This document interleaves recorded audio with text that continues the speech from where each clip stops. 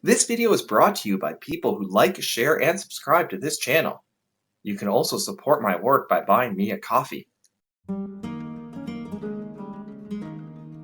The Fellowship of Guelphissauga continues, with more meetings about the housing cost crisis taking up public space.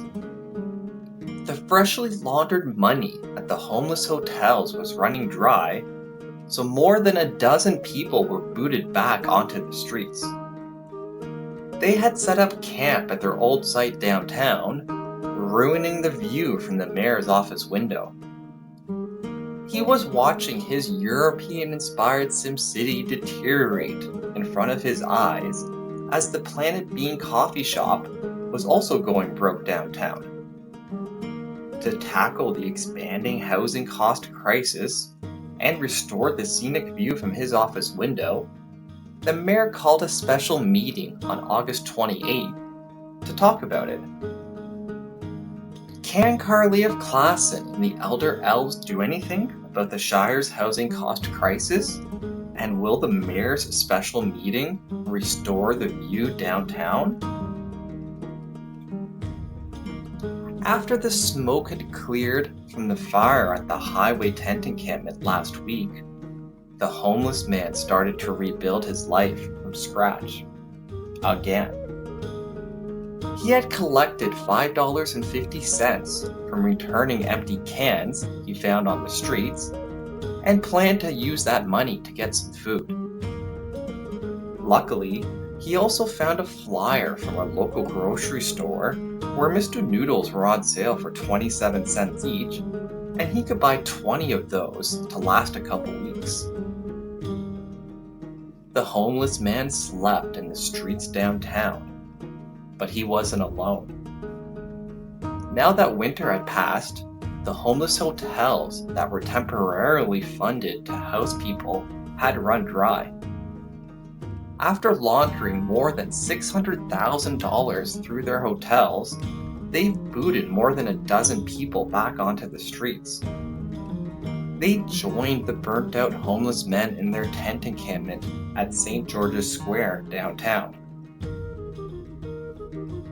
Meanwhile, in the mayor's office downtown, he looked out his office window at the state of his city. He could see his European-inspired dreams crumbling in front of him with the shrinking dining district, growing tent encampments, and dying businesses. The mayor tried to get some coffee at his favorite coffee shop, but it also had closed on weekdays. Their business was dwindling, and they could barely afford to stay open on the weekends. Only a few people in the Shire could afford to pay $5.50 a day for a coffee, which the mayor didn't understand. From his viewpoint as a sunshine lister, spending $5.50 was pennies to him, and not the equivalent of eating for 20 days, like it is for the homeless man downtown. The mayor returned to his office empty-handed and uncaffeinated. He didn't know what to do since his strong mayor powers aren't as strong as they appear to be. Like an overflowing bathtub, all the mayor could do was build a bigger tub instead of stopping the flood from the taps. Those immigration levers belonged to the Lord of the Liberals and the Big Blue Orc, and the mayor wouldn't dare push their buttons. He only has two arms to flex his strong mayor powers with: municipal regulation and taxation, and has already committed to 4% tax increase on the one side next year. So he's limited to the policy side as a last-ditch effort.